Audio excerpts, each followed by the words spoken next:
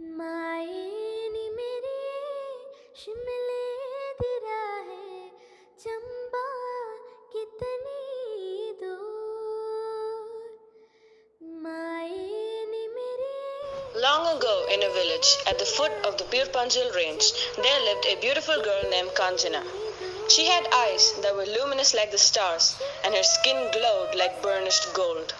Kanchana was the only child of the village chieftain. Everyone liked her and talked about her future with concern due to her sweet and gentle nature. Even the gods were involved. चंबे जाना जरूर है Very concerning. It seems that our dear Kanchana will not have a smooth life. Yes, unfortunately, the future does not look very bright. But oh, she will have a rich and handsome husband and will lead a luxurious life. But she will live very far from home and unable to meet her family. Let's wait and watch. The gods have made up their minds to wait and look over their dear Kanchana and rush to her aid as and when the need arises.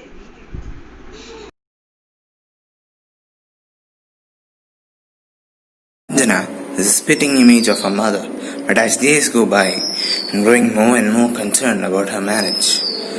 I have my responsibilities as the village chieftain, but more importantly as a father. I hope my daughter Kanchana can lead a good life.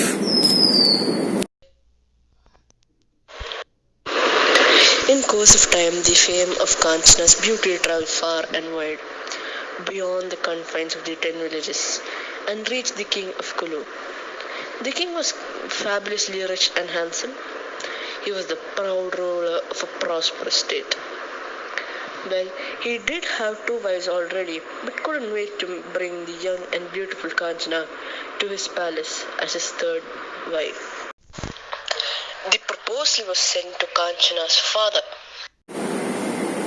Oh, I cannot believe this. My daughter Kanchana has received a proposal from the king of Kuru himself. I could never be more happier. Now I can rest peacefully, knowing that she will lead the life of a princess. Kanchana's father accepted the proposal, and on a beautiful sunny day in the spring, Kanchana was married to the king. A grand welcome had been laid out for the newly married couple. Time went by, and Kanchana grew homesick. The king tried his best to keep Kanchana happy, but in vain. Her homesickness grew day by day.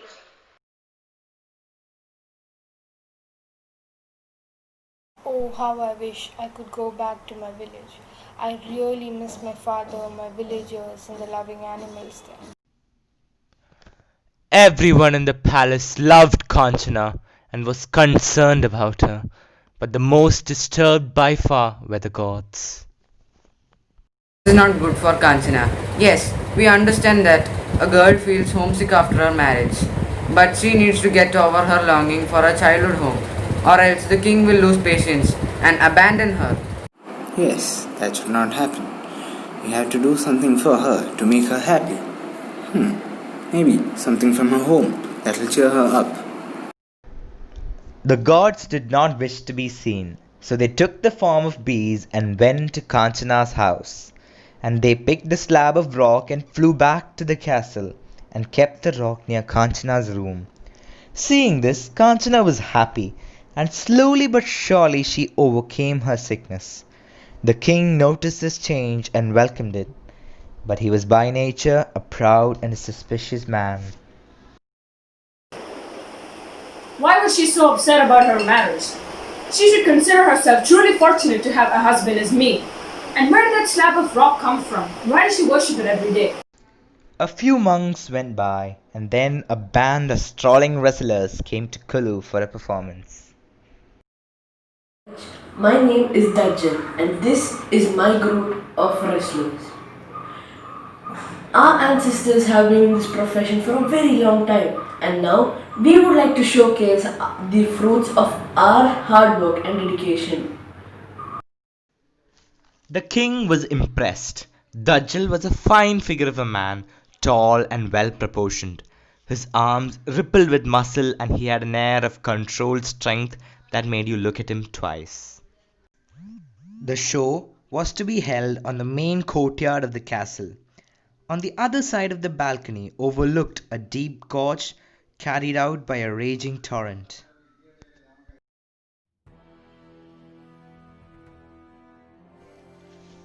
The afternoon show proved to be unforgettable. Dajjal and his men gave a display unequaled by any that the king had ever seen. Everyone enjoyed the show. The king nodded in approval. As for Kanchana, she was simply amazed by the ease and grace with which the men performed. She was particularly impressed by Dajjal's performance. After the show, Dajjal stepped forward. Raj, how did you like the performance? Very well. He suddenly turned towards Kanchana. Kanjana, who do you think is the most impressive of the men gathered here? Kanchana was still under Dajjal's spell and said in a trance. He who stands before you, Maharaj, is the most handsome and impressive out of the men gathered here. So, my suspicions were right. You must have known Dajjal before our marriage. Else, why didn't you say that I was the most handsome and impressive of the men gathered here? Dajjal is a threat to our marriage. He mustn't live any longer. Guard, I order you to kill that man. Kill him! The royal bodyguard fell upon the hapless Dajjal and beheaded him on the spot. Kanchana was paralyzed with the shock of the cruelty seen before her. She couldn't say a thing. The next minute she tore down the length of the balcony and leapt into the gorge. That was the end of the beautiful Kanchana. But she still remains in the stories that have been passed down to us. It is said that ever since that horrific incident, her ghost still haunts the palace of Nagar. On moonlit nights, it is said to float along the balcony like a wisp of cloud and glide slowly into the gorge where it disappears.